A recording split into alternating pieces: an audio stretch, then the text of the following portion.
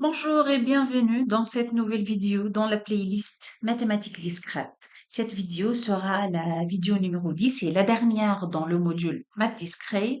Et donc, pour cette raison, on va faire une séance de révision. On va voir quelques exercices sur la théorie des graphes, l'analyse combinatoire et l'arithmétique dans Z. On va commencer par la première partie sur la théorie des graphes. Donc, là, j'ai choisi cet exercice d'un bac français. Le graphe ci-dessus représente le plan d'une ville. Donc, voilà, vous voyez le graphe. J'espère que vous recopiez le graphe sur vos papiers, sur vos cahiers, et on va essayer de faire l'exercice en parallèle. Donc, le sommet A désigne l'emplacement des services techniques. Voilà, le sommet A, ça représente l'emplacement des services techniques, et les autres sommets, B, C, D, E, F, G, représentent les jardins publics dans cette ville.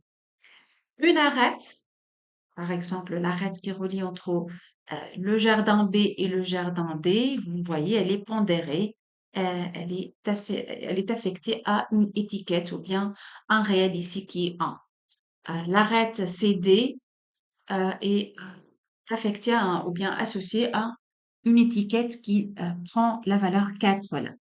Bon, ça représente quoi les valeurs ou bien les étiquettes là? Donc, une arête représente l'avenue relayant deux emplacements et elle est pondérée par le nombre de feux tricolores situés sur le trajet. Donc, sur le trajet, par exemple, CF, on va avoir combien de feux tricolores? On va voir 5 feux tricolores. Dans l'avenue ici DF, par exemple, le trajet DF, on va avoir, il contient 6 feux tricolores, ainsi de suite. Donc, ici, chaque arête est pondérée par le nombre de feux tricolores situés sur le trajet. Donc, recopie. Je vous invite à mettre en pause la vidéo et recopier le graphe, puis on continue. Voilà, je veux commencer par la première partie de l'exercice. On s'intéresse dans cette partie au graphe non pondéré. Donc, on peut oublier pour un moment les étiquettes des arêtes. Donc, on peut voir ce graphe comme un graphe non pondéré. On va rien faire avec les chiffres ou bien le numéro ici 1, 2, 3, 5, 6, les étiquettes des arêtes. Donc, dans la première partie, on ne s'intéresse pas aux étiquettes. Réponds sans justification aux 4 questions suivantes. Ce graphe est-il connexe? Oui, ce graphe, je reviens au graphe, ce graphe, il est connexe, comme vous pouvez le voir.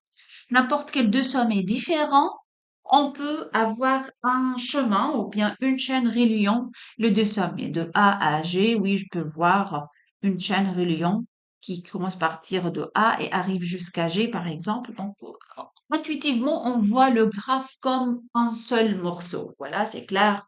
On, on voit que c'est un seul morceau, donc le graphe est connexe. Donc, pour la réponse de cette question, ce graphe est-il connexe? La réponse est clairement oui, le graphe est connexe. Ce graphe est-il complet maintenant? Je reviens, est-ce que le graphe est complet? Un graphe est complet, c'est-à-dire deux sommets différents sont toujours adjacents. Ici, je peux voir A et E sont deux sommets. Il n'y a pas une arête qui relie A et E. Donc, ils ne sont pas adjacents. Par exemple, A et E ne sont pas adjacents. Et donc, le graphe n'est pas complet. Aussi, je peux dire A et G. Il n'y a pas une arête qui relie directement A et G. Donc, voilà, c'est clair que le graphe n'est pas complet. Il est connexe? Oui. Complet? Non. Ce graphe admet-il une chaîne eulérienne? Maintenant, peut-être on doit rappeler qu'est-ce qu'une chaîne eulérienne. Une chaîne eulérienne, c'est une chaîne qui passe une seule fois par tous les arêtes, toutes les arêtes. Voilà alors le graphe G. Est-ce que ce graphe possède une chaîne eulérienne? Donc une chaîne, le sommet de départ et le sommet d'arrivée, pas forcément, c'est le même. On peut commencer par A et se terminer par F. Mais l'essentiel, il faut passer pour que la chaîne soit eulérienne. Il faut passer par toutes les arêtes et chaque arête, on doit passer par elle une seule fois. Donc, soit ici, vous allez chercher, comme ça à la main, vous cherchez est-ce qu'il y a une chaîne eulérienne, ou bien on se rappelle de théorème de L'Euler. Donc, qu'est-ce qu'il dit le théorème de L'Euler? Un graphe G possède une chaîne eulérienne si seulement si, donc il y en a une condition nécessaire et suffisante. Tous les degrés sont pairs ou bien, donc l'une de deux conditions. Soit tous les degrés sont pairs, dans ce cas, oui, le graphe possède une chaîne eulérienne, ou bien deux sommets exactement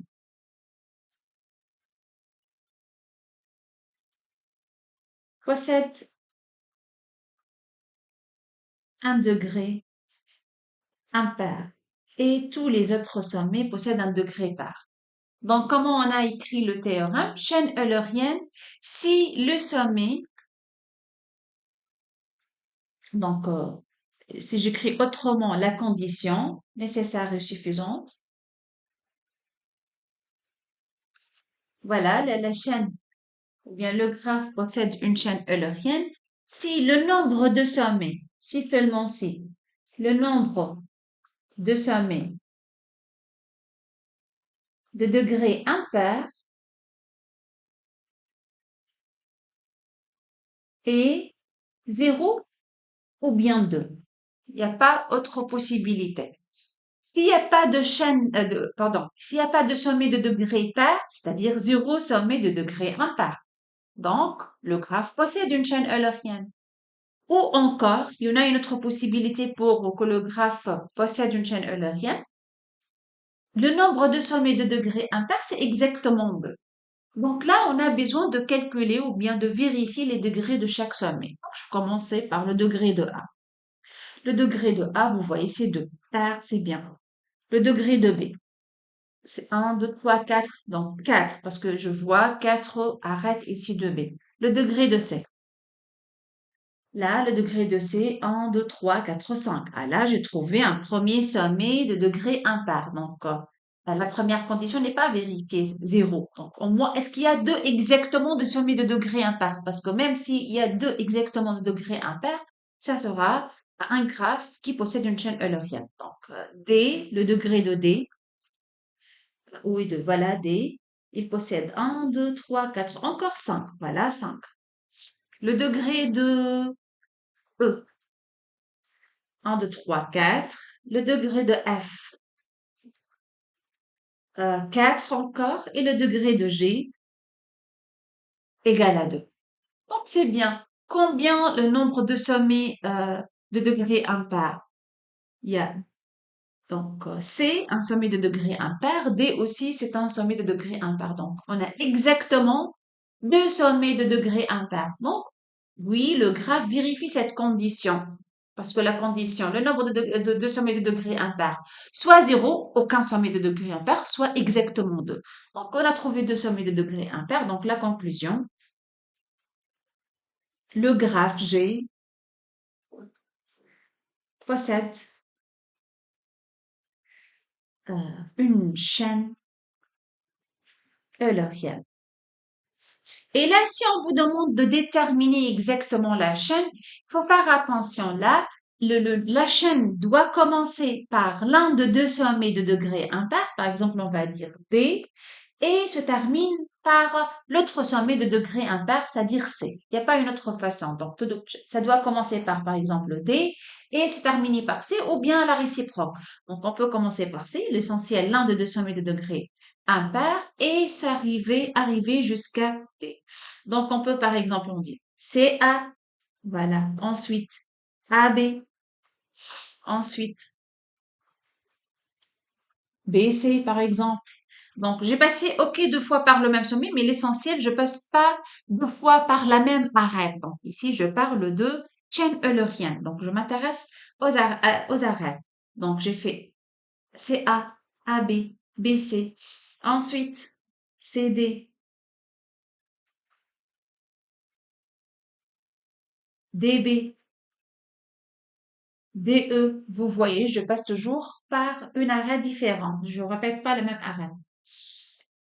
EC, CF, FE, ED, DF, FG et GD. Vous voyez, j'ai arrivé finalement. Je commençais par C, j'ai arrivé à D. Donc, l'essentiel, tu dois mettre dans la tête que si le graphe contient exactement deux sommets de degrés impairs et tu veux construire une chaîne eulérienne, tu dois commencer par l'un de deux sommets qui possède un degré impair et tu arrives à l'autre sommet possédant un degré impair. Donc, si je reviens maintenant à la représentation, voilà la question c'était est-ce que le graphe possède une chaîne eulérienne? Ici, on veut se contenter de dire, voilà, d'après le théorème de l'art, ce graphe, il possède exactement deux sommets de degrés impairs. Donc, en appliquant le théorème de l'art, oui, le graphe possède une chaîne eulérienne. Maintenant, ce graphe admet-il un cycle eulérien? Un cycle eulérien, un cycle, c'est quoi un cycle eulérien? C'est-à-dire, je commence, c'est une chaîne fermée. C'est-à-dire quoi, chaîne fermée? Commence et se termine par le même sommet. Commence et se termine par le même sommet. Ça, c'est un cycle. Et eulérien, c'est-à-dire qui passe par toutes les arêtes une seule fois. Là, c'est impossible. Pourquoi? Parce qu'on a dit, si on veut construire une chaîne eulérienne avec ce graphe-là, on doit commencer par C et se terminer par D. Ou bien la réciproque commence par D et se termine par C. Donc, déjà, il y en a un théorème de l'art qui dit quoi? Donc, le même théorème de l'art, il dit que si le graphe G possède zéro sommet de degré impair, alors G admet un cycle eulérien. Sinon, il ne possède pas. Donc, au lieu de dire si, alors, je vais écrire équivalence. Si seulement si. C'est une équivalence. G admet un cycle eulérien lorsque G ne possède aucun sommet de degré impair. Et si G ne possède aucun sommet de degré impair, donc G admet un cycle eulérien. Donc là, c'est une équivalence, une caractérisation. Là, on a vérifié le degré de le degré de sommet de notre graphe.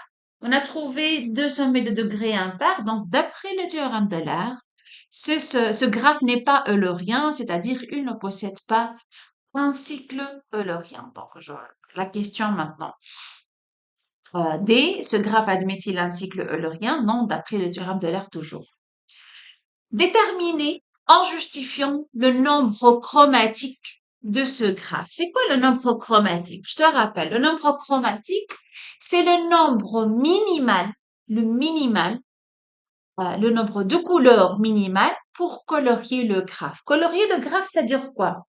Colorier les sommets de graphe avec la condition deux sommets adjacents seront coloriés par deux couleurs différentes. Par exemple, là, le B et le A, les deux sommets BA sont adjacents. Donc, il faut que la couleur de B et la couleur de A soient différentes. A et E ne sont pas adjacents. Donc, il n'y a aucun souci si je colorie de la même couleur que E. Voilà, on va chercher à colorier ce graphe. Bon, on est d'accord que je peux colorier A avec une couleur, B avec une autre, C avec une troisième, et ainsi de suite. Donc, je vais faire combien de couleurs? Le nombre de sommets. 1, 2, 3, 4, 5, 6, 7. D'accord, on peut colorier le graphe avec 7 couleurs différentes. Mais ici, on se demande, est-ce que je peux colorier avec 6 uniquement? Bien 5. On cherche le nombre minimal de couleurs nécessaires pour colorier le sommet avec la condition de sommet adjacents en deux couleurs différentes. On appelle le nombre minimal de couleurs le nombre chromatique. Ici, il a demandé de déterminer le nombre chromatique de ce graphe.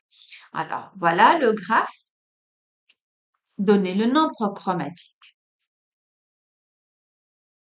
Vous savez qu'il n'y a pas un théorème précis qui donne directement le nombre chromatique, mais il y a des résultats qui nous permettent de savoir un majorant ou bien un minorant de nombre chromatique. Par exemple, je peux vous rappeler que euh, le résultat suivant qui dit que si le graphe contient un sous-graphe complet, voilà, juste je rappelle le résultat, si j'ai contient un sous-graphe complet d'ordre n, donc je vais noter Kn, un sous-graphe complet d'ordre n, alors le nombre chromatique de G nécessairement plus grand que n. Bon, d'une façon générale, si G est complet,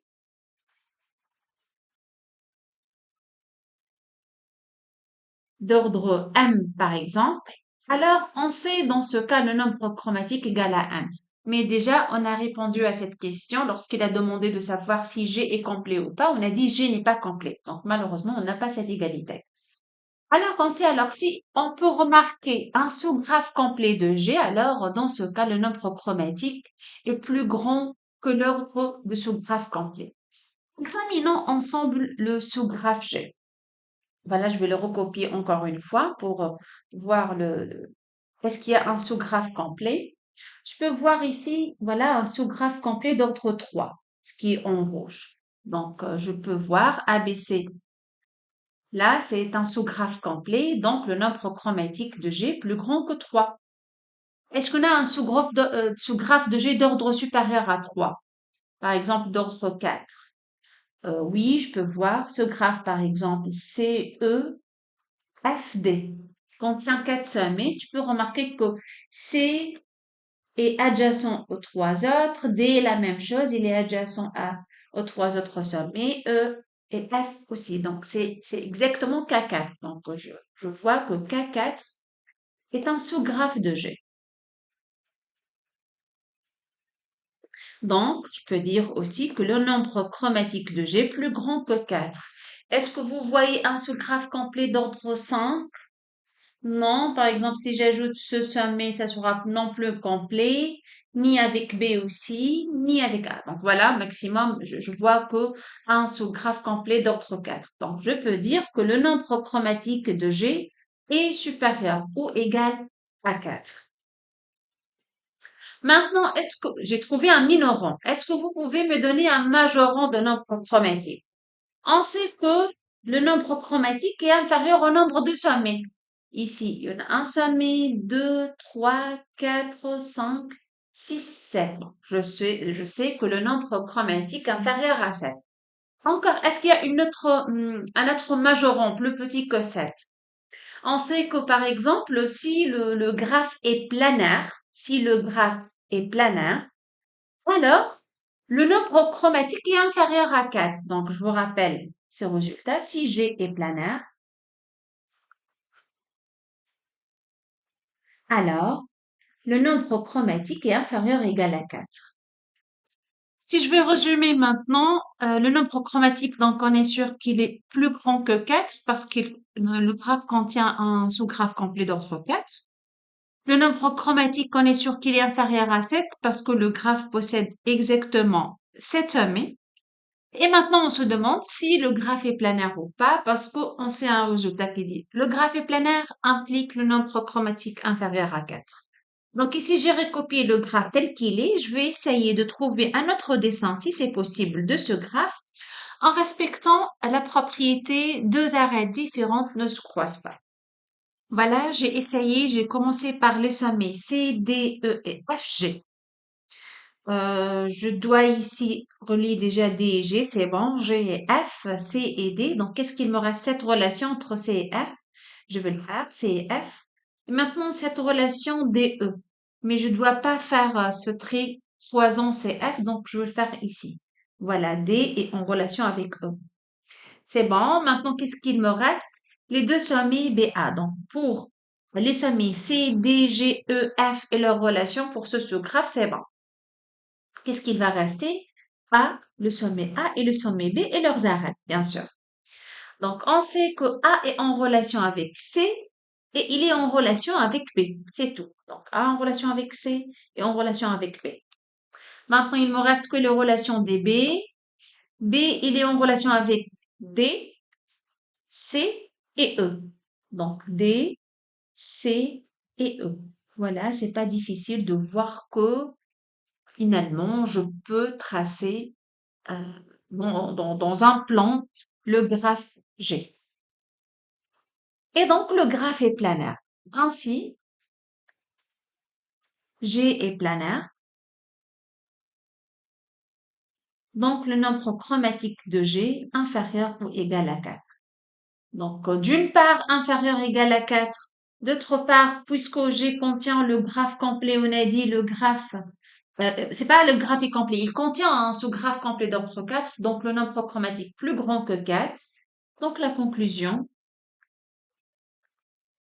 le nombre chromatique de G égale à 4. Qui de G égale à 4. Sinon, au lieu de chercher si le graphe est planaire, puisque G, il contient le sous-graphe complet, donc je commence par colorier les sommets qui sont dans le graphe complet par 4 couleurs différentes. Donc voilà, rouge, rose, par exemple, vert, jaune, disons. Et maintenant, je vais essayer de continuer avec le minimum de couleurs. Donc G, il est en relation avec quoi? Avec rose et jaune. Donc, je peux colorier G par exemple, rouge. Voilà, rouge. Ça marche. Maintenant, B pour B. Il est en relation avec le rose, le rouge et le vert. Donc, je peux colorier le B par le jaune, par exemple. Voilà, ça marche. Jaune. Le A, maintenant, il est en relation avec le jaune et le rouge. Donc, je peux le colorier en vert ou bien en rose. Donc, on va dire en vert. Et vous voyez, juste petit à petit, j'ai essayé de colorier le graphe sommet après l'autre. Et vous voyez, aucun paire de sommets adjacents ne sont coloriés par la même couleur. Et donc, le nombre chromatique, on a dit, de G égale à 4. Donc, même si on ne peut pas remarquer si il est planaire ou pas, on peut commencer le coloriage sommet par sommet, en commençant par le graphe qui est complet d'ordre 4, parce qu'on sait là, on doit utiliser 4 couleurs. Et on a terminé les 3 autres sommets. On a trouvé que c'est possible de colorier le graphe G par 4 couleurs uniquement. Et donc, on peut déduire le nombre chromatique. Voilà, donc je reprends les questions.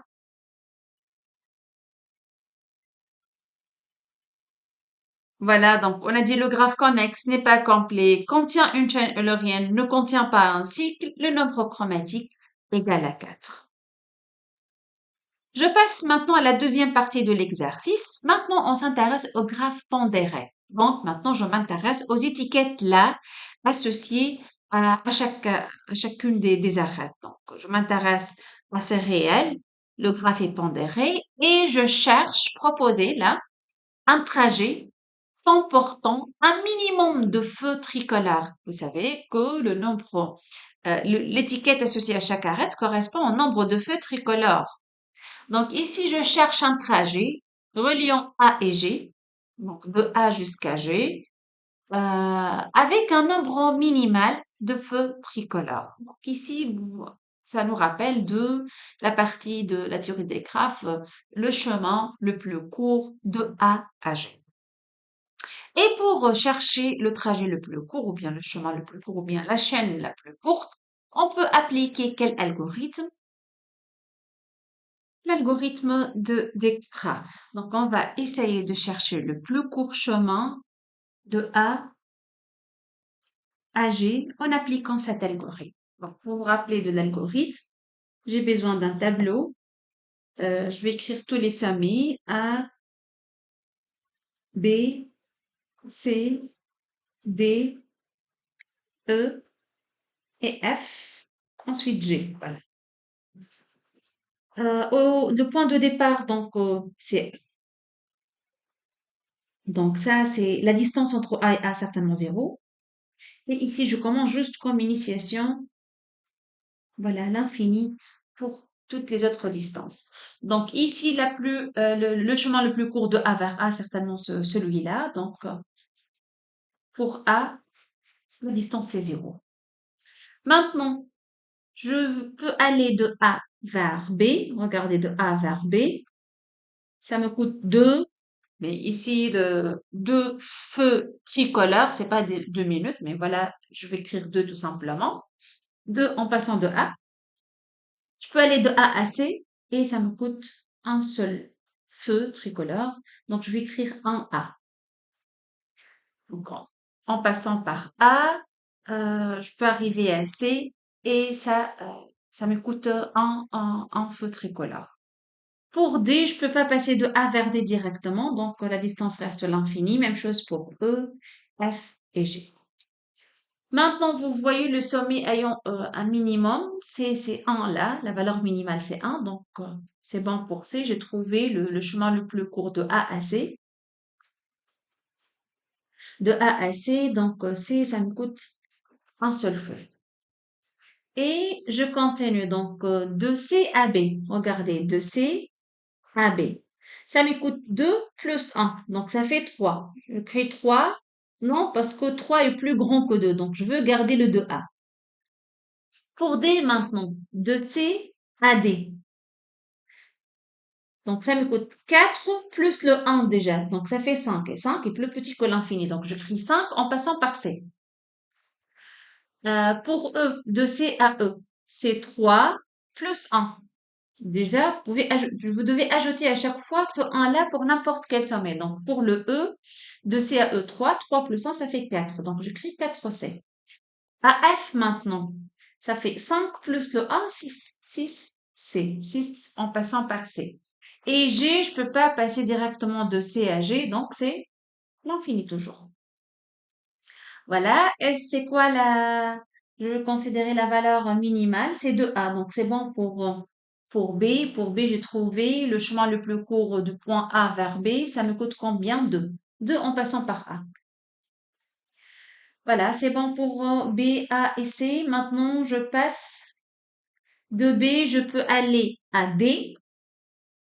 Regardez, de B à D. Ça me coûte 1 plus 2, 3. Donc oui, 3 plus petit que 5. Donc regardez encore une fois. Ici, j'ai B. Je veux chercher la distance entre B et D. B et D. Ça me coûte un feu. Mais n'oublie pas, je dois ajouter le 2. Parce que ici, on va noter les distances du point de départ qui est toujours A vers le point D, vers le point E, vers les autres sommets. Donc en passant par B, si je passe par B, déjà de A vers B, d'après cette case, je peux voir, ça me coûte 2 feux. Et de B vers D, ça me coûte un feu, donc la somme c'est 3. Et je note 3 en passant par B.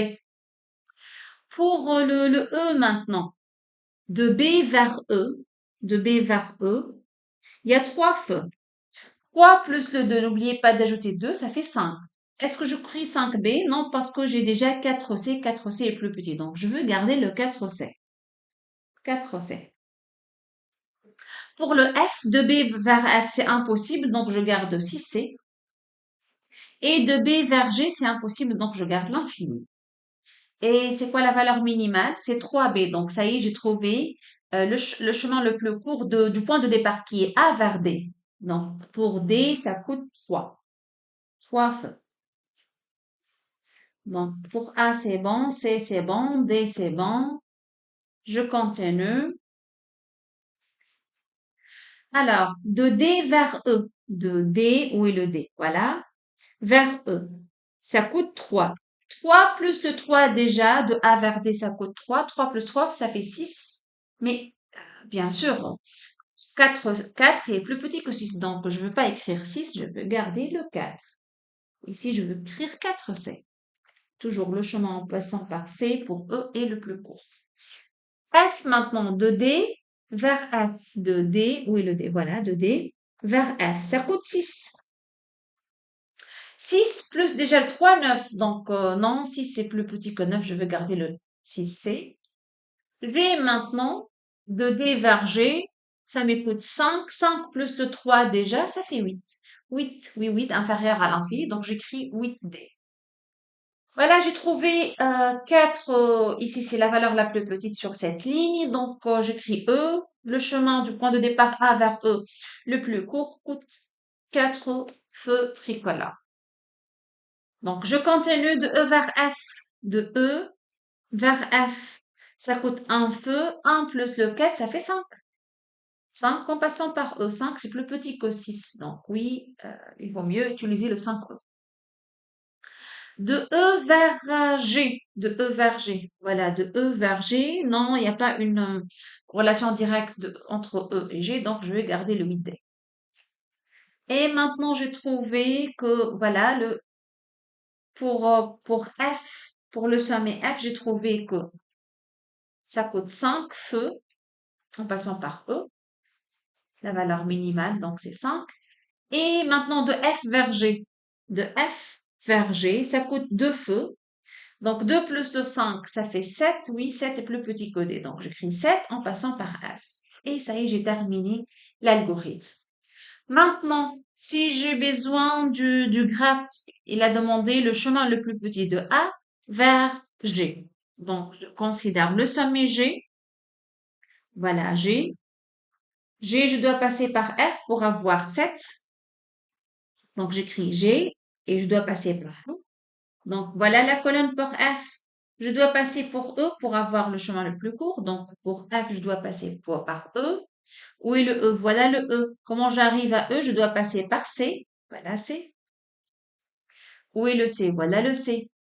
Et pour le C, je dois passer par A. Et voilà, c'était le point de départ. Donc, le chemin le plus court, c'est A, C, E, F, G. A, ensuite C, ensuite E, ensuite F, ensuite G. Et d'après le tableau, ça coûte combien de feux? Ça coûte 7 pour le point G. Je dois écrire là, en fait, finalement. G, ça coûte 7. Donc, je calcule les feux. De A à C, il y a un seul feu. De C à F, il y a 3. De E à F, il y a un seul feu. Et de F à G, il y a 2. Donc, si je fais la somme, je veux trouver exactement 7. Donc, si je veux répondre à la question maintenant, je reprends la question.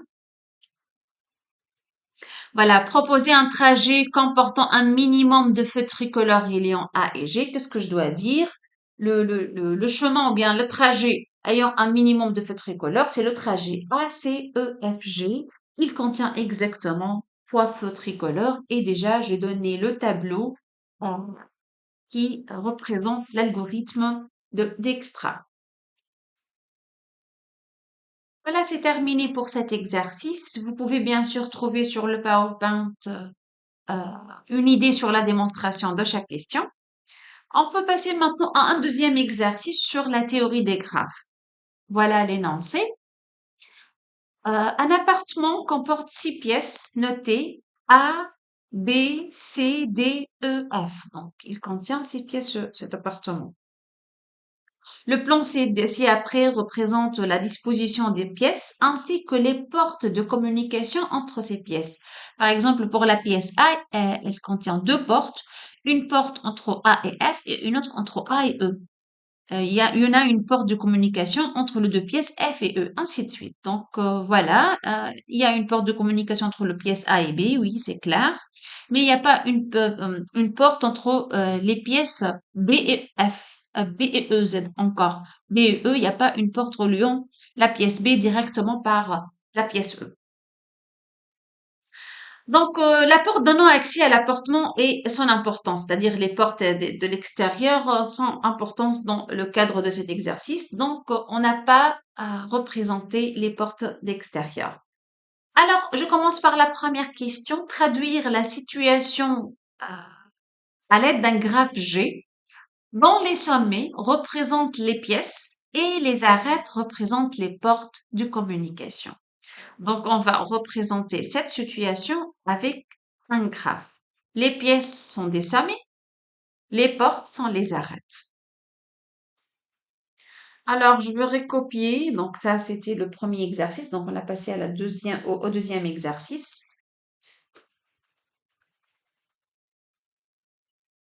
Exercice 2.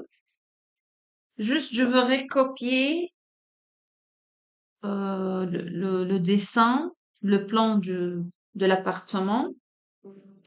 Voilà.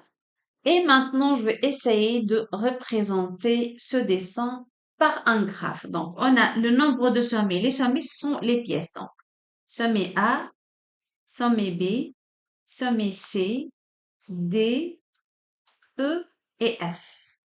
Maintenant, puisqu'il y a une porte de A à F, donc il y a une arête entre A et F. Une porte encore entre A et E. Donc là, il y en a une arête entre A et E.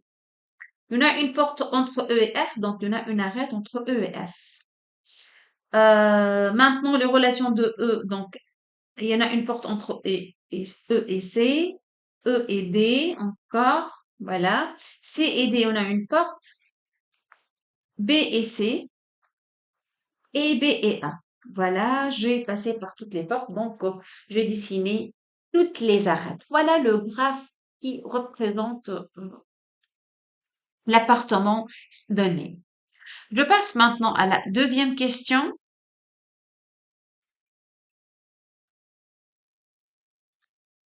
Le graphe G est-il connexe? Est-ce que le graphe qu'on a obtenu est connexe? Regardez, c'est clair que les graphes, c'est un seul morceau, ou encore n'importe quel deux sommets différents, je peux avoir une chaîne reliant le deux sommets, et donc oui, le graphe G est connexe.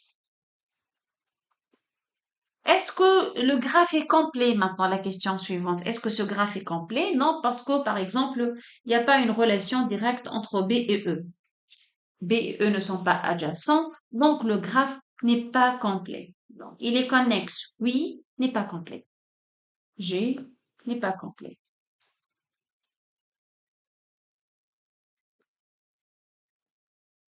Donc, si je reviens à l'exercice, l'énoncé, voilà, on a dit connexe, oui, complet, non. Est-il possible de parcourir l'appartement en empruntant chaque porte une fois et une seule? Chaque porte, c'est-à-dire les portes, c'est-à-dire les arrêts, n'oubliez pas. Et donc, est-il possible de parcourir l'appartement en empruntant chaque porte une seule fois, comme si je veux parcourir le graphe en passant une seule fois par toutes les arêtes? Ici, on peut poser la question autrement. Est-ce que le graphe possède une chaîne eulérienne? C'est ça la question. Est-ce que ce graphe possède une chaîne eulérienne? Si oui, donnez un exemple d'un tel chemin ou bien d'une telle chaîne. Alors, on fait appel au théorème de l'air qui dit si les degrés de sommet sont tous pairs ou bien les sommets sont tous de degrés pairs sauf exactement deux sommets sont de degrés impairs, alors le graphe possède une chaîne eulérienne. Alors, examinons ensemble les degrés de sommet. Le degré de sommet 1, 2, 3, déjà impair, notez ça. Le degré de B est égal à 2. Le degré de C, encore 3. Le degré de E, 1, 2, 3, 4. Le degré de D, c'est 2. Et le degré de F, c'est 2. Donc, oui, il y a exactement deux sommets de degrés impairs. Donc, d'après le théorème de l'air, on peut écrire d'après le théorème de l'air, pour cette question, la question, deuxième question petit a, d'après le théorème de l'air, le graphe possède une chaîne eulérienne. Il a dit proposer une chaîne eulérienne. N'oubliez pas, on a dit il y a deux sommets de degrés impairs là, qui sont le sommet A et le sommet C. Donc, on doit proposer une chaîne eulérienne. On doit commencer par A et on arrive à C, ou bien je commence par C et j'arrive à A. Donc, tiens, je peux commencer par A. Ensuite, par exemple, B. Ensuite, C. Encore D. E. F. Encore A. E. Et puis C. Donc, j'écris là la chaîne. J'ai commencé par A, ensuite B, ensuite C, D, E, F, A, E, C. Comme ça, je peux passer ici. Bien sûr, j'ai pas écrit que j'ai passé par l'arête AB. Là, c'est BC. Là, c'est CD. Encore DE, EF, FA, AE, EC. Donc ici, vous pouvez remarquer que toutes les arêtes sont différentes. Et j'ai passé par toutes les arêtes. Donc voilà une chaîne eulérienne du graphe G. Voilà pour la question A. Donc, est-ce que ça possède une chaîne eulérienne? Oui. Est-il possible de parcourir l'appartement? Maintenant, la question B. En empruntant chaque porte une fois et une seule, en partant et en arrivant dans la même pièce. Je commence par une pièce et je termine par la même pièce. Ici, comme c'est la question, est-ce que le graphe possède un cycle eulérien? Un cycle, c'est-à-dire le point de départ est égal au point d'arrivée. Ceci revient à dire est-ce qu'il y en a un cycle eulérien, mais d'après le théorème d'Euler, un graphe possède un cycle eulérien si seulement si tous les sommets de graphe possèdent un degré pair. 0 degré impair.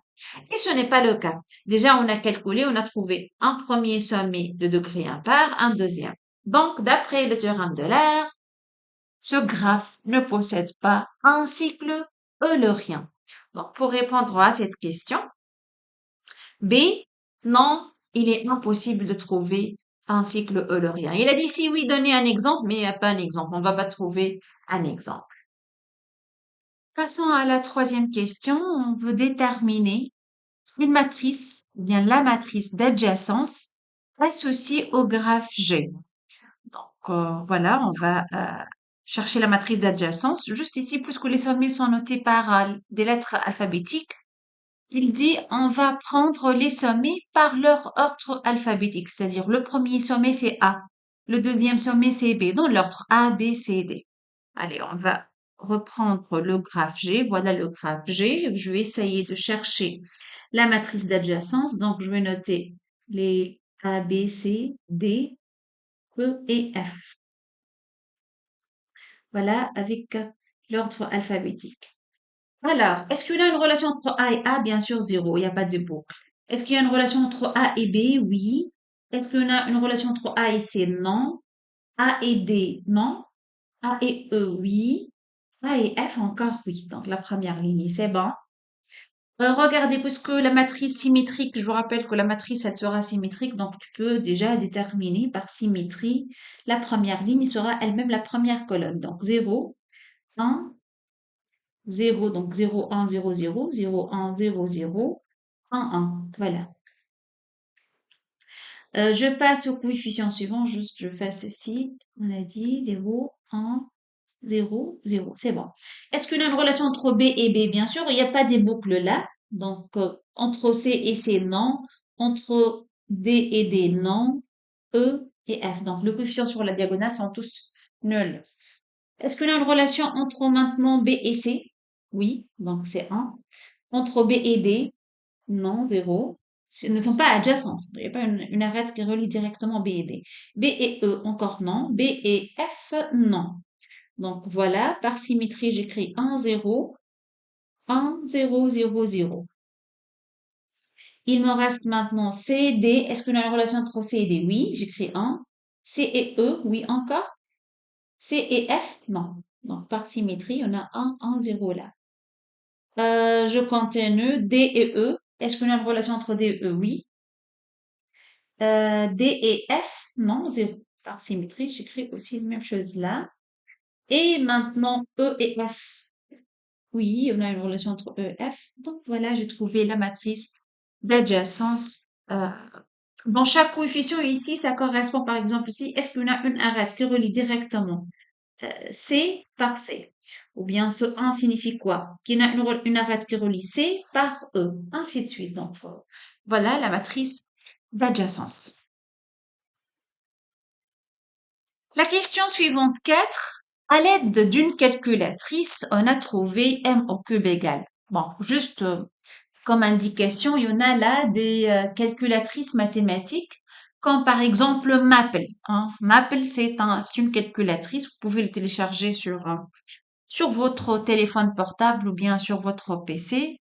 Juste, tu peux écrire à la main la matrice et puis tu écris au cube, par exemple. Tu veux calculer la matrice, tu écris la matrice à la puissance 3.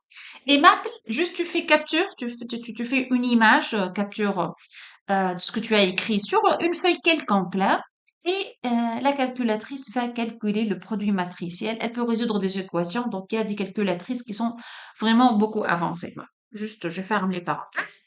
Je reprends alors l'exercice. À l'aide d'une calculatrice, on trouve la matrice m à la puissance 3. Donc, on a calculé m, et on a calculé m à la puissance 3 à l'aide d'une calculatrice.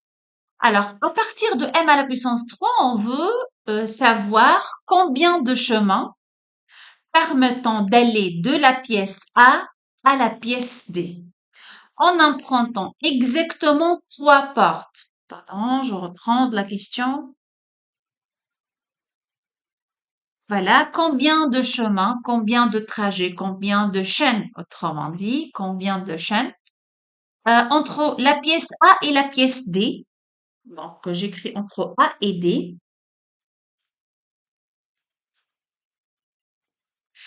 Et passons exactement par trois portes. Ici, pourquoi il dit trois portes? Parce qu'il a donné m à la puissance 3. Vous connaissez que si je calcule une puissance de la matrice d'adjacence m à la puissance k d'une façon générale, cela me permet de savoir toutes les chaînes d'ordre k. Donc ici, il a calculé m à la puissance 3, donc ceci me permet de savoir toutes les chaînes, le nombre de chaînes de taille 3.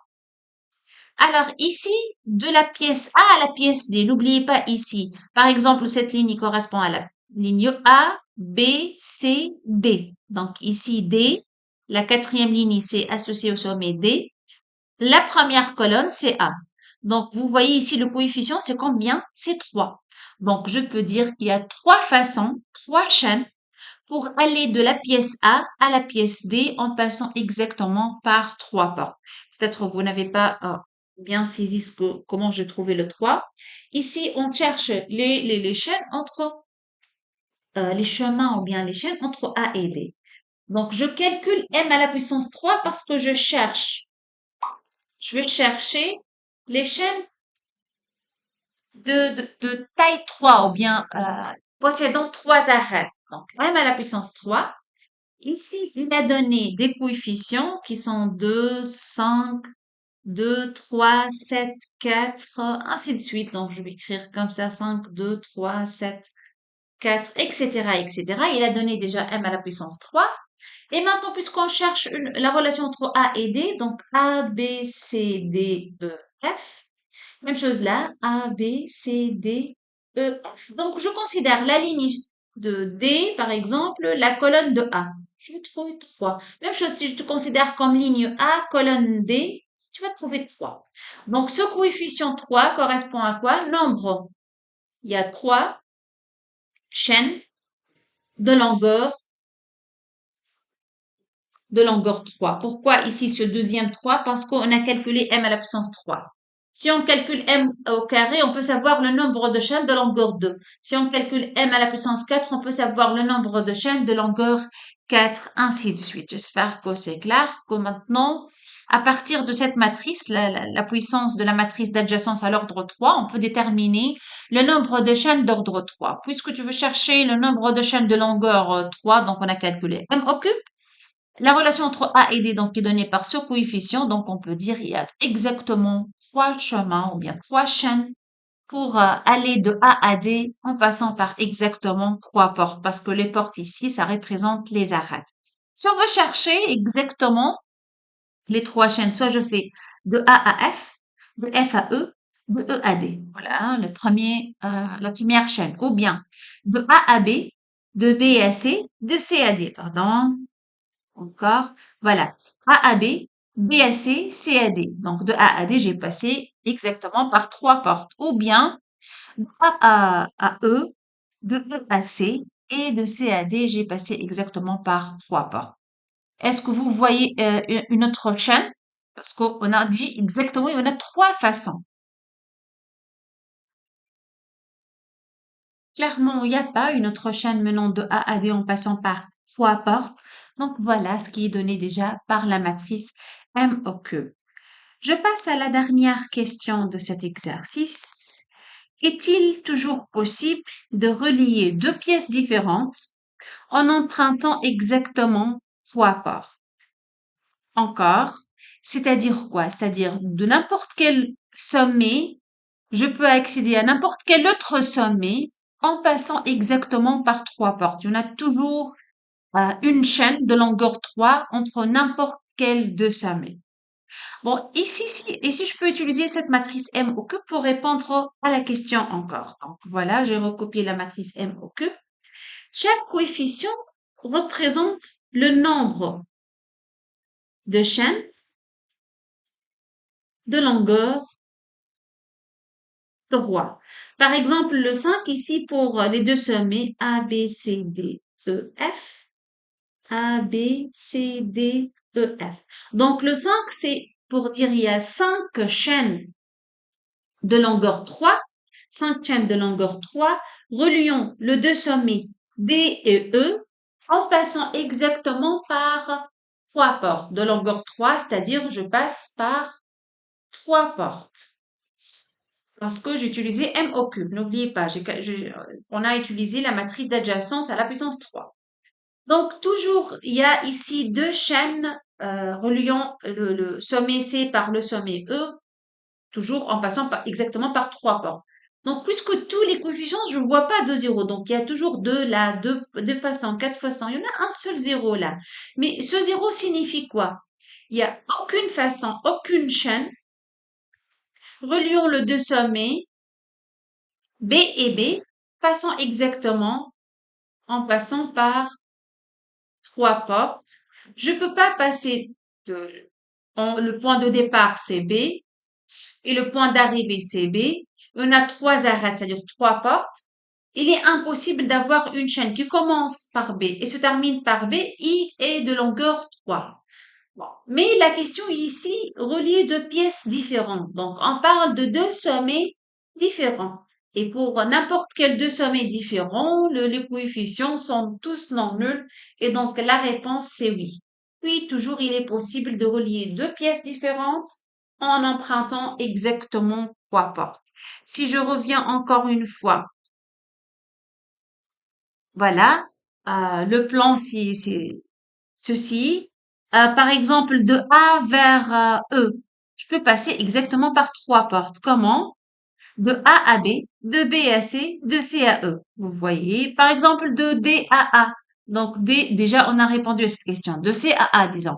De C à A, donc je peux faire C, E, E, F, ensuite F, A. Bon, d'après déjà la matrice M à la puissance 3, toujours, je peux dire que n'importe quelle deux pièces différentes, je peux avoir un trajet menant de sommet A vers un autre sommet quelconque ou bien entre deux sommets différents, on peut toujours avoir une chaîne de longueur 3, sauf pour B à B. C'est-à-dire, je commence par B, je fais un trajet, je passe exactement par trois portes et je reviens à B. Ça, c'est impossible d'après la matrice. Alors, essayons ensemble. Si je fais BA, ensuite AE, ensuite EC, juste je reviens, voilà. BA, AE, EC, CB. Mais ici, je vais passer par quatre portes. Donc, c'est impossible de trouver une chaîne de B vers B qui contient exactement trois portes ou bien trois arêtes. Et ceci, on peut le voir directement d'après la matrice. Donc, j'espère que les deux exercices sur la théorie des graphes ont été clairs. Je passe maintenant, bon, j'ai laissé dans le PowerPoint un autre exercice, un exercice 3 sur la théorie des graphes. Vous pouvez essayer vous-même de faire l'exercice. Ici, vous pouvez trouver la correction de deux premiers exercices. Ça, c'est un troisième exercice, mais qui ne contient pas la correction. Donc, je vous invite à essayer de faire cet exercice. Et si vous trouvez des difficultés dans cet exercice, voilà cet exercice, on peut le corriger dans la séance de discussion. Alors maintenant, je veux passer à la deuxième partie des exercices sur l'analyse combinatoire. Voilà, on va commencer par le premier exercice. Un cadenas, un numéro qui possède trois roues. Chacune porte le numéro de 0 à 9. Donc, vous connaissez les cadenas de ce type. Donc, chaque roue, il y en a ici trois roues, comme vous pouvez le voir.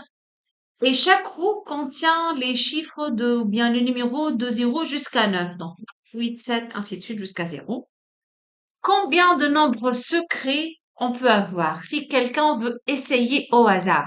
Donc, combien de possibilités pour ouvrir ce cadenas ou bien, voilà, combien de nombres secrets on peut avoir avec à l'aide de ce cadenas.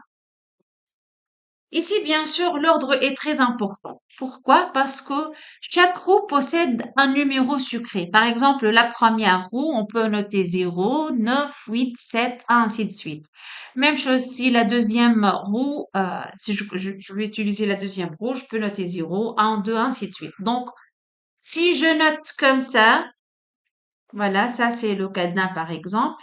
Si je note dans la première roue 2, dans la deuxième 3 et dans la quatrième, la troisième 5 par exemple, c'est différent du code secret 3, 2, 5.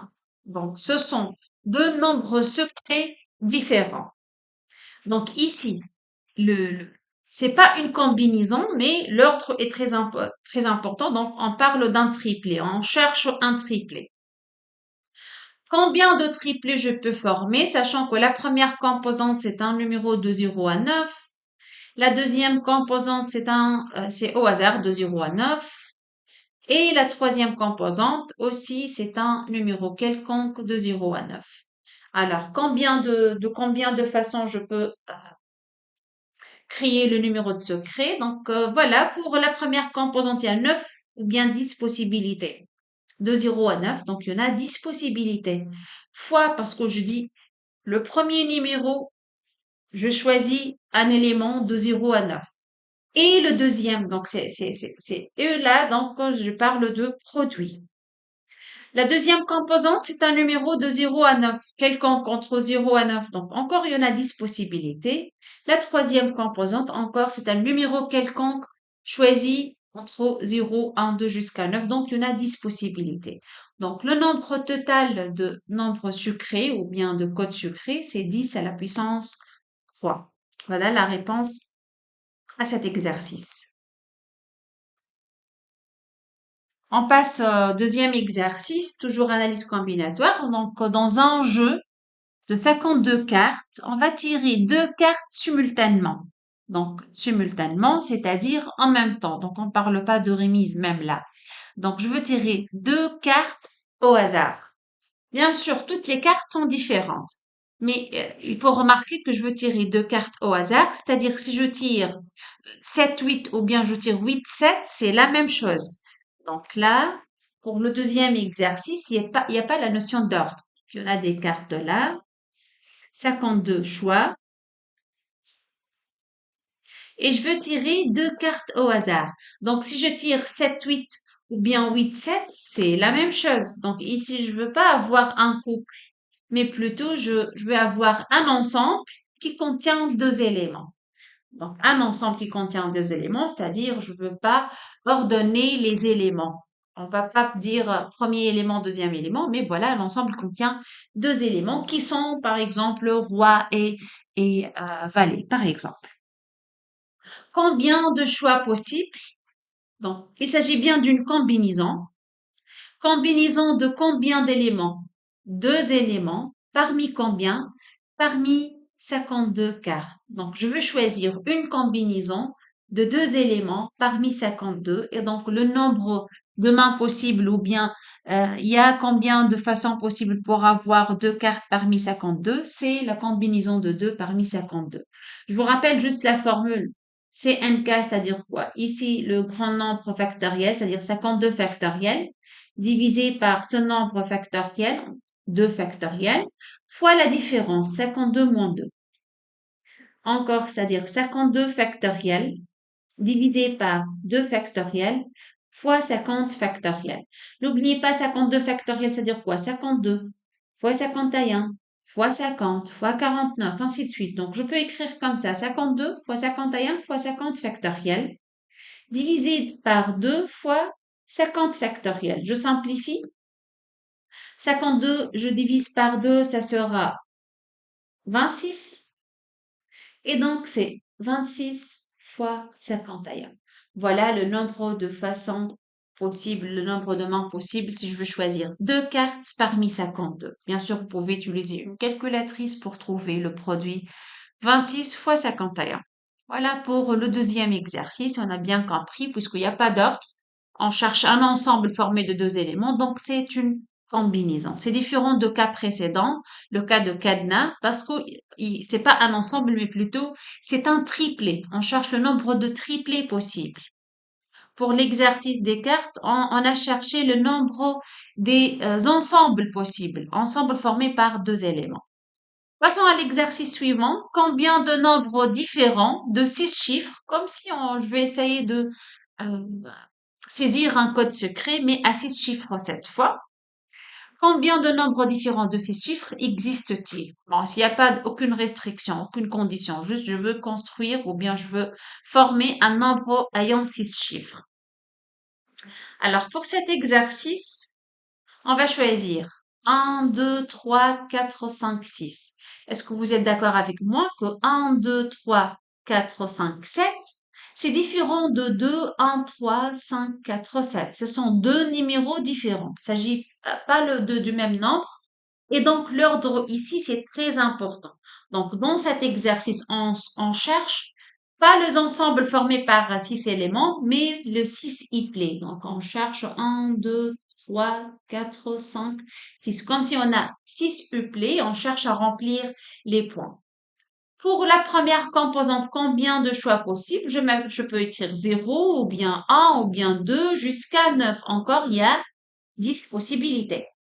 Pour la deuxième composante, encore 10 possibilités. Je peux écrire 0, ou bien 1, ou bien 2, n'importe quel nombre, parce qu'aucune restriction sur le 6 plaît.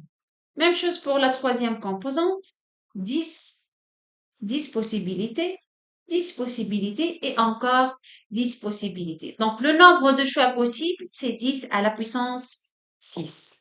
Voilà pour la première question de cet exercice. Il nous demande combien de nombres sucrés ou bien de nombres formés par 6 chiffres je peux construire ou bien je peux écrire. Il y en a 10 à la puissance 6 façons.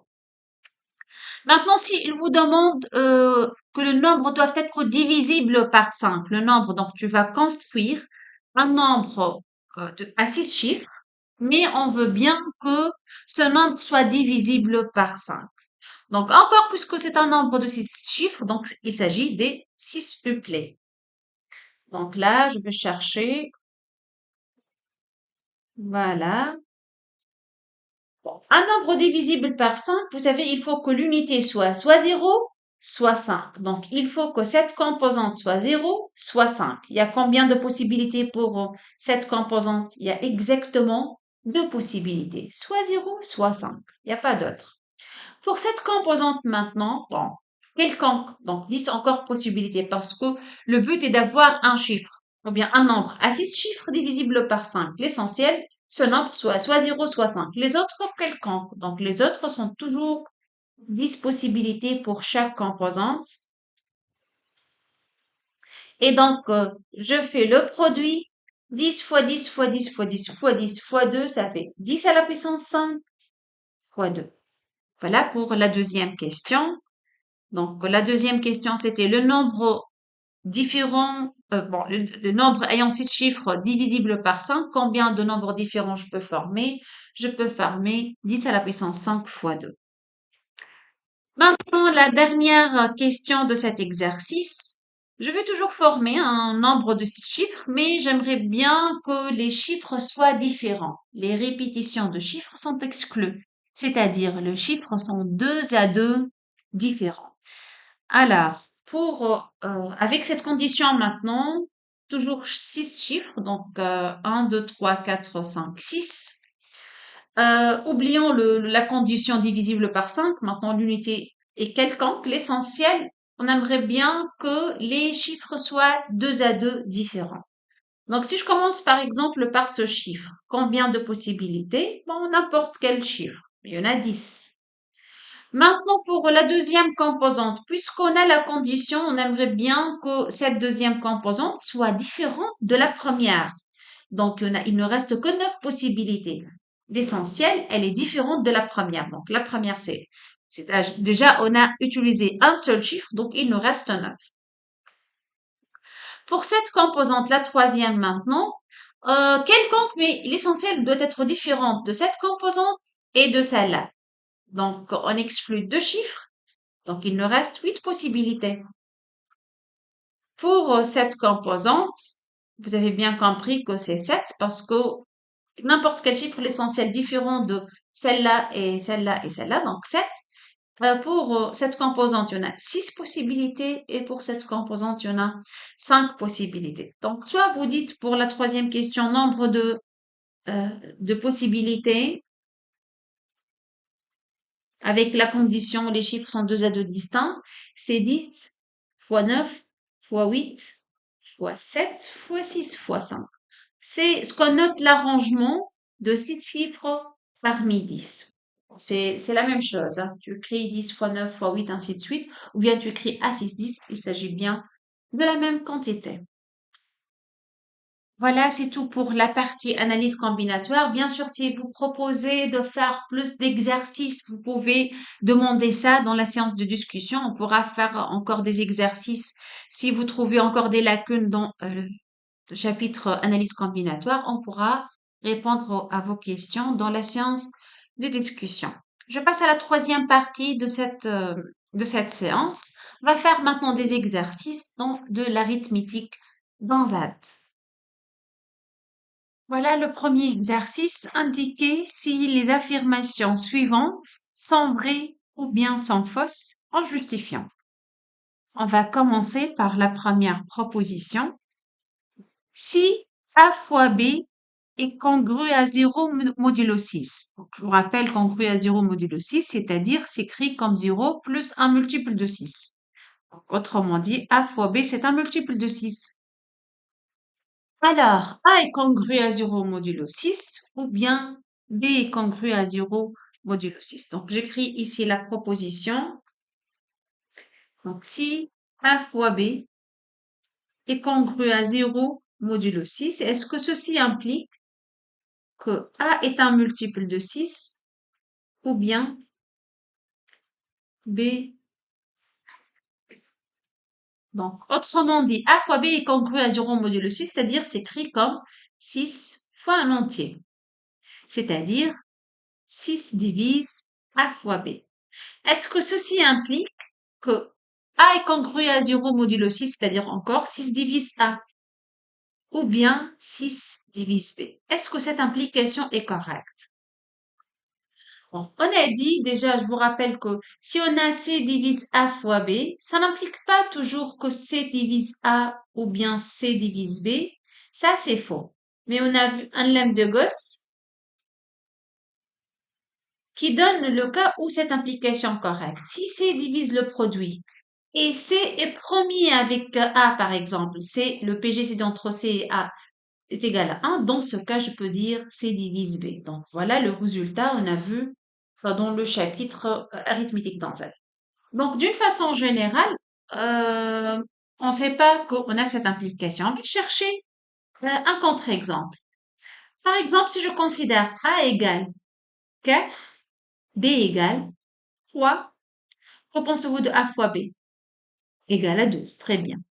Et déjà, 6 divise 12. Pourquoi? Parce que 12 s'écrit comme 6 fois 2. Donc, on a 6 divise 12. Est-ce que ceci implique que 6 divise 4 ou bien 6 divise 3? Non, bien sûr, parce que 4 n'est pas un multiple de 6 et 3 n'est pas un multiple de 6. Donc, le fait que A fois B est un multiple de 6 n'implique pas que A est un multiple de 6 ou bien B est un multiple de 6. Donc, pour la réponse à cette première question, la première assertion, elle est fausse. Passons à la deuxième assertion.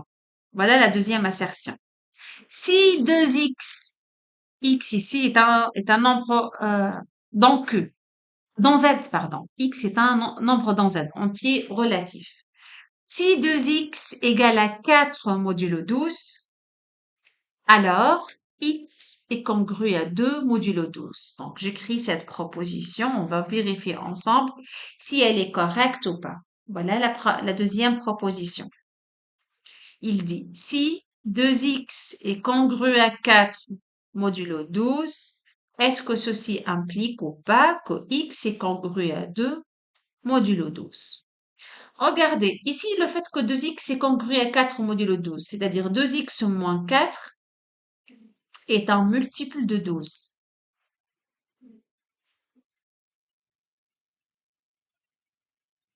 Donc, 2x moins 4 égale 12 fois un entier relatif fois k, avec k dans z.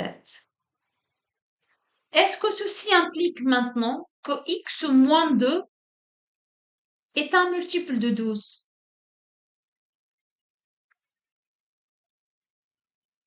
Regardez, ici 2x moins 4, c'est un multiple de 12. Je peux mettre 2 en facteur.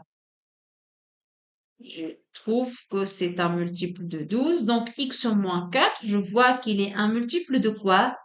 De 6. Si je simplifie par 2, je trouve que c'est un multiple de 6.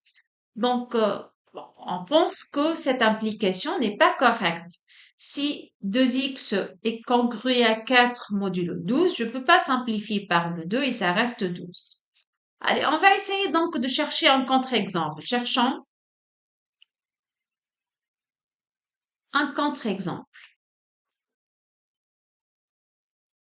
Donc, cherchons un x tel que 2x est congrué à 4 modulo 12, c'est-à-dire 2x moins 4 et s'écrit comme 12 fois 4.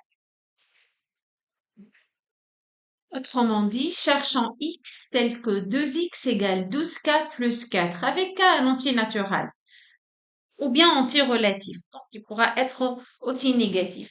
Juste, tu peux remarquer que, par exemple, si je considère x égale à 8, ça marche très bien. X égale à 8, donc 2x égale à combien? Égale à 16, et 16 s'écrit comme 12 plus 4, un multiple de 12 plus 4. Donc, on peut dire pour x égale à 8, on a 2x est congru à 4 modulo 12, parce que 2x égale à combien? 2 fois 8, ça fait 16, et 16 s'écrit comme 4 plus un multiple de 12. Donc, ça marche très bien. Est-ce que maintenant on a cette implication? Est-ce que 8 est congru à 2 modulo 12? C'est-à-dire 8 moins 2 qui est 6. 6 c'est un multiple de 12. Mais c'est pas vrai. 6 n'est pas un multiple de 12. Les multiples de 12 sont 0, 12, moins 12, 24, moins 24. Donc c'est clair que 6 n'est pas un multiple de 12. Donc, si je veux résumer maintenant, cette implication n'est pas correcte. Et pour justifier la réponse, on va dire, prenons par exemple x égale à 8. Donc ça, c'est faux. Voilà un contre-exemple. Si x égale à 8, alors 2x est congru à 4 modulo 12, car 16, je remplace juste x par 8, est congru à 4 modulo 12, mais malheureusement, on n'a pas 8 est congru à 2 modulo 12. Donc cette implication ne marche pas et donc l'assertion B, elle est fausse. Donc voilà, on a répondu à la deuxième question. Passe à la troisième question. Si maintenant 2x égale à 4 modulo 12, est-ce que je peux dire que x est congru à 2 modulo 6? Je vais écrire cette proposition sur la feuille. Donc voilà maintenant l'assertion. On a 2x est congru à 4 modulo 12. Ceci implique ou pas que x est congru à 2 modulo 6. Bon, je vais essayer d'analyser cette première proposition. Le fait que 2x est congru à 4 modulo 12, ça implique quoi? Implique que 2x moins 4 est un multiple de 12, c'est-à-dire s'écrit comme 12 fois un entier relatif, avec k dans z. Je peux simplifier tout le monde par 2, je divise par 2, je trouve x moins 2 est congru à 6 ou bien égal, c'est une égalité là, est un multiple de 6, 6 fois k. Toujours k, c'est un entier relatif. Et donc, x moins 2, c'est un multiple de 6. Ceci signifie que x est congru à 2 modulo 6.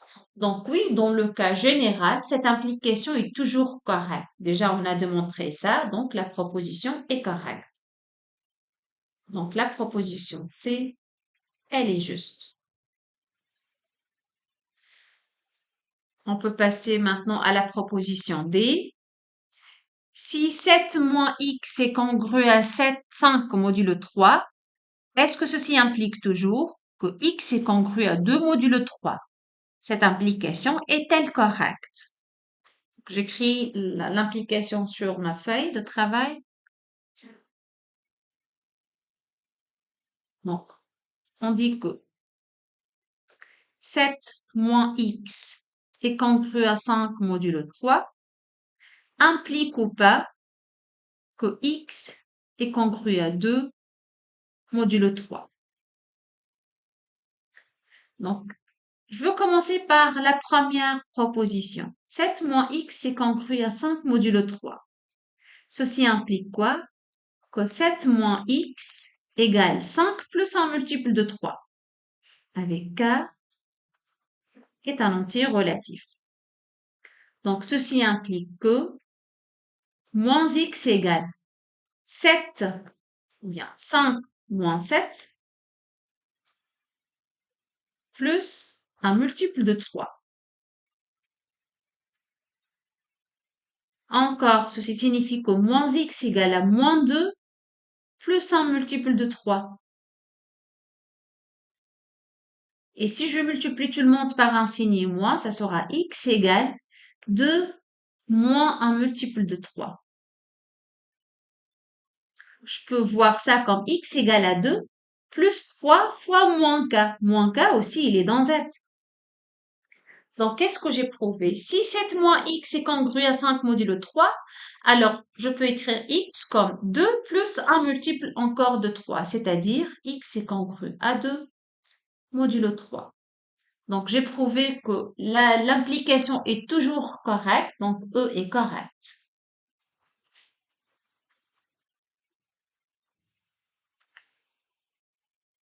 C'était pas E plutôt, c'était la proposition D. Excusez-moi, voilà, c'est D, c'est pas E. Voilà, la proposition, c'était D. Maintenant, on va passer à la proposition E. Pour tout entier x dans Z, x à la puissance 5 est congru à x modulo 4. Est-ce que cette implication est correcte? Si je remplace x par 0 dans cette écriture, juste pour vérifier, je trouve que 0 égale 0 modulo 4, c'est correct. Si je remplace x par 1 à la puissance 5, ça fait 1 est congru à 1 modulo 4, c'est correct. Alors, essayons maintenant, si je remplace x par 2, est-ce que je veux trouver que c'est correct aussi? Juste, on va essayer quelques exemples. Donc, parce qu'on a toujours x à la puissance 5 est congru à x modulo 4. Essayons avec 2. Si x égale à 2, alors x à la puissance 5, ça fait 2 fois 2 fois 2 fois 2 fois 2, 5 fois. Donc ça, c'est 4, ça, c'est 4, et ceci, c'est 2. Alors, je vois que si je remplace x par 2, 2 à la puissance 5, c'est un multiple de 4. Donc, est congru à 0 modulo 4, parce que c'est un multiple de 4. Donc, c'est différent de 0. J'ai pas trouvé, c'est différent de 2 modulo 4. C'est pas la même chose. 2 modulo 4, c'est-à-dire 2 plus un multiple de 4. Mais 2 à la puissance 5, je trouvais que c'est 0 modulo 4 parce que c'est un multiple de 4. Et donc là, je peux dire que 2 à la puissance 5, c'est pas congru à 2 modulo 4, mais plutôt 0 modulo 4. Et donc, cette égalité n'est pas vraie. Donc, la proposition E, x à la puissance 5 est congru à x modulo 4, n'est pas vrai pour n'importe quel x. Parce que bien sûr, ici, dans la proposition, il a dit quel que soit x dans z, quel que soit l'entier z, on a ça. Mais ce n'est pas vrai, on a vérifié pour x égale à 2. Voilà pour le premier exercice d'arithmétique dans z. Juste, on a répondu par vrai ou faux. Je termine la séance par cet exercice encore de l'arithmétique dans Z. On va essayer de compléter le tableau avec les restes. Ici, on travaille modulo 9. Donc, on travaille avec la congruence modulo 9. Si je considère x égale à 0, c'est-à-dire x égale à 0 modulo 9, 4x est congru à combien? Voilà, je veux recopier le tableau sur ma feuille et on continue la correction. Voilà mon tableau. Je veux commencer par cette première case. On a x est congru à 0 modulo 9. Donc, si je multiplie fois 4, vous savez que ça donne 4 fois x égale 4 fois 0 modulo 9. Mais 4 fois 0, ça reste 0. J'écris 0 là. Je passe à la deuxième case. X est congru à 1 modulo 9. Alors, 4 fois x est congru à 4 fois 1 modulo 9. Donc, 4 fois 1 égale à 4. Donc, j'écris 4 ici. Continue. Troisième case. X est congru à 2 modulo 9. Donc, je multiplie fois 4. 4 fois x est congru à 4 fois 2 modulo 9. Mais 4 fois 2, c'est 8. Donc, j'écris 8. La case suivante. X maintenant est congru à 3 modulo 9. Si je multiplie fois 4 maintenant, ça sera 4 fois 3, 12 modulo 9. Mais ici, c'est-à-dire 12 plus un multiple de 9, je peux voir que 12, lui, ici, contient un multiple de 9. Donc 12, comment je peux l'écrire? 3 plus 9, congru à 9. Déjà, 9 plus un multiple de 9, donc ça sera un multiple de 9. Donc, est congru à 3 modulo 9. Donc, j'écris 12, il s'écrit comme 3 plus un multiple de 9, donc voilà, j'écris ça, c'est 3. La case suivante, donc je vais effacer pour avoir de l'espace.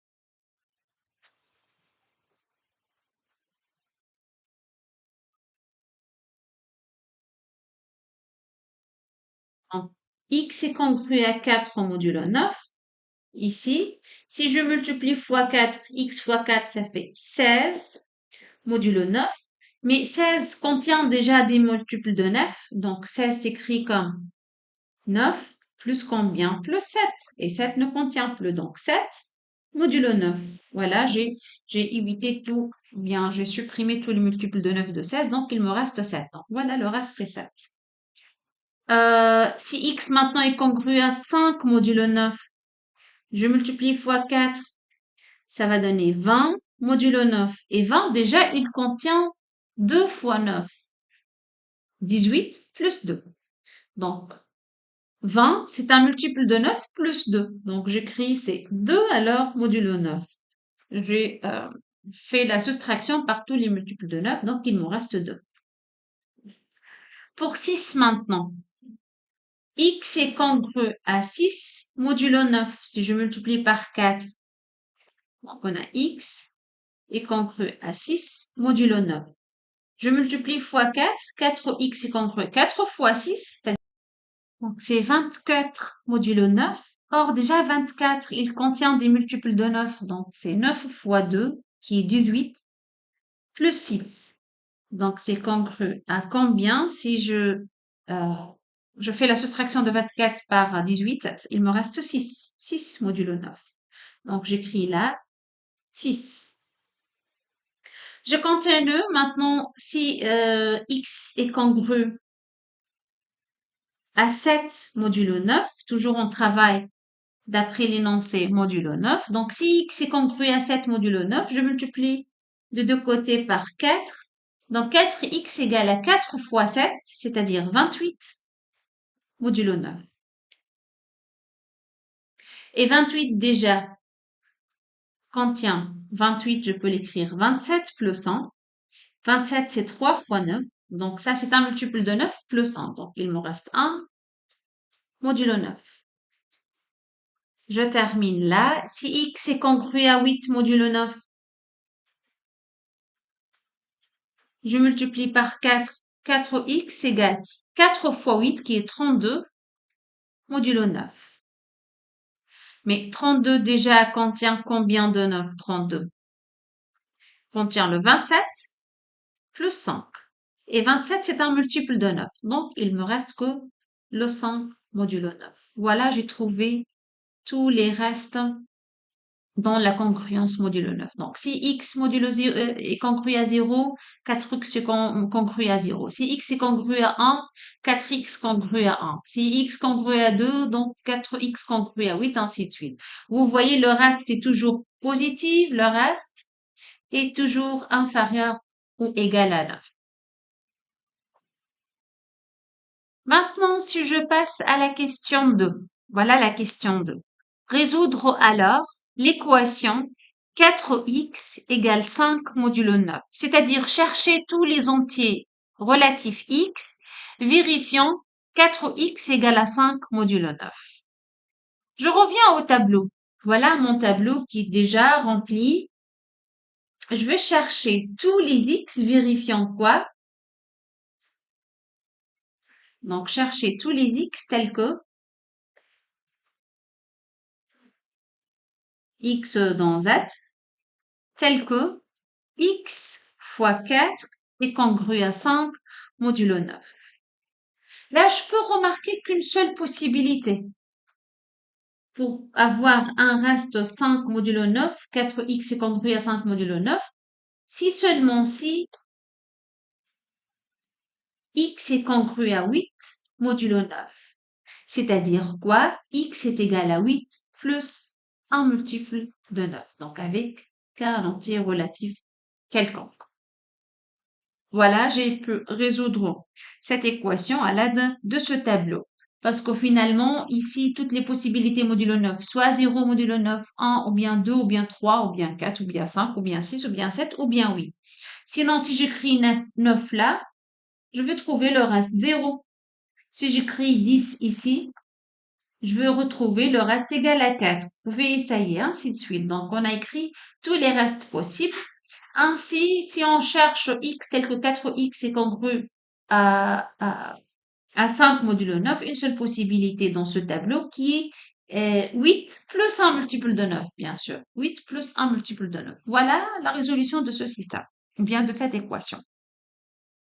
La question c'est, en remarquant que 7 fois 4 est congru à 1 modulo 9, déjà c'est ce qu'on a trouvé, déjà si x égale 7, voilà, 7, si x égale à 7, alors 4x, c'est-à-dire 4 fois 7 est congru à 1 modulo 9, c'est ce qu'on a trouvé. Donc il a dit, en remarquant que 4 fois 7, qui est égal à 28, 28 est égal à 1 ou bien congru à 1 modulo 9, parce que 28 s'écrit comme 27 plus 1. Donc un multiple de 9 plus 1. Alors juste, il nous a rappelé de cette égalité. Résoudre sans utiliser le tableau précédent l'équation 4x est congru à 8 modulo 9. Donc je ne veux pas vous démontrer le tableau rempli, on se contente de cette information, 4 fois 7 est congru à 1 modulo 9. On va résoudre l'équation 7x est congru à 8 modulo 9. Donc, je vais écrire sur la feuille blanche. On a, ou bien juste on rappelle, on remarque que 4 fois 7 est congru à 1 modulo 9. Ça, c'est déjà donné. Alors, la question, cherchez tous les x, cherchons tous les entiers relatifs z qui vérifient 7 fois x est congru à 8 modulo 9. On va chercher tous les x vérifiant ça. On va bien sûr utiliser l'information donnée qui est 4 fois 7 est congru à 1 modulo 9. Il nous a rappelé ça. Donc certainement, on va l'utiliser. Alors, je vais multiplier cette équation par 4. Donc 4 fois 7 fois x est congru à 4 fois 8 modulo 9. J'ai appliqué quelle formule de cours là? Vous savez que si A est congru à B modulo C, alors je peux multiplier A fois D est congru à B fois D modulo C toujours. Je peux faire le produit. Donc, 4 fois 8, ça fait combien? 28. Très bien, 28x est congru à 32 modulo 9. C'est ce que j'ai trouvé. Je cherche les x qui vérifient ça toujours. N'oubliez pas. Donc, je cherche le x vérifiant 4x. Pardon, c'est pas 4x. 7x est congru à 8 modulo 9. Et donc, on a démontré que nécessairement, x vérifie 28x est congru à 32 modulo 9. Maintenant, le 28x, je peux l'écrire un multiple de 9 qui est 27 plus 1 fois x congru à 32, c'est pas 23, 32 modulo 9. Pourquoi je fais comme ça? Parce que finalement, 27 fois x, ça c'est un multiple de 9. Donc c'est 0 modulo 9, puisque c'est un multiple de 9. Bon, je continue comme ça. 27x plus x est congru à 32 modulo 9. Aussi, le 32 s'écrit comme 27 plus 5. Donc, c'est un multiple de 9 plus 5. Donc, je vais écrire alors 0 modulo 9, puisque je parle toujours modulo 9. Donc, 0 modulo 9 plus x modulo 9. Donc, j'obtiens x modulo 9 égale à 5 et congru à 5 modulo 9. Donc finalement, si on a un réel x, un entier x vérifiant cet x est congru à 8 modulo 9, alors certainement x est congru à 5 modulo 9. Et déjà, autrement dit, le x s'écrit comme 5 plus un multiple de 9. 9 fois k si vous voulez, ou bien on s'arrête là, avec k dans z. Donc on a trouvé que si 7 fois x est congru à, d'après la question, donc on a commencé par chercher, voilà, x tel que cet x égale à 8 modulo 9. Donc si cet x égale à 8 modulo 9, ça implique que x est égal à 5 congru, 5 modulo 9. Maintenant, est-ce que la réciproque est vraie? Donc, réciproquement,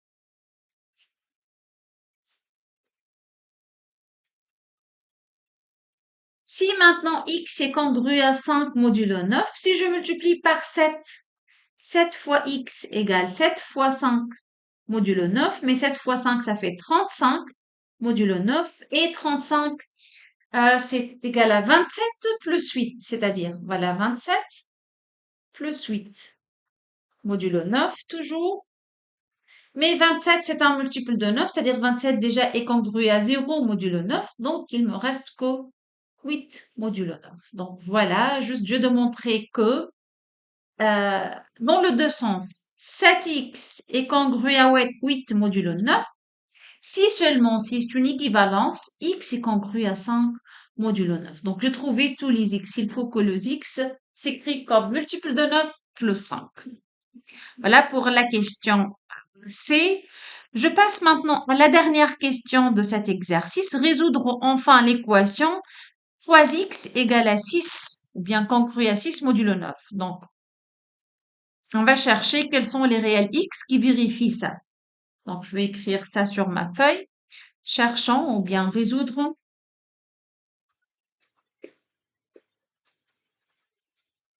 l'équation 3x est congru à 6 modulo 9.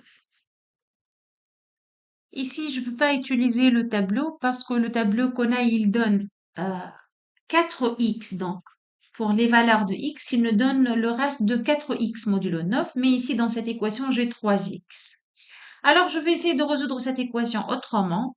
En cherchant les x qui vérifient ça, ça revient à trouver tous les x tels que 3x s'écrit sous la forme 6 plus un multiple de 9 avec k dans z.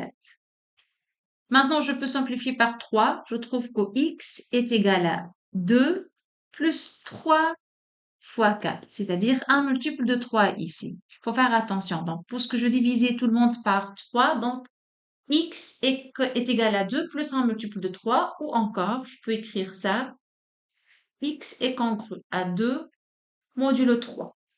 Donc, j'ai pas trouvé un réel x congru à 9, mais plutôt modulo 9, mais plutôt j'ai trouvé le calcul modulo 3, c'est-à-dire x écrit comme 2 plus un multiple de 3. Voilà l'ensemble des solutions de cette équation. On arrive ainsi à la fin de cette vidéo. Donc, on a fait des exercices sur la théorie des graphes, des exercices sur l'analyse combinatoire et des analyses sur l'arithmétique dans Z.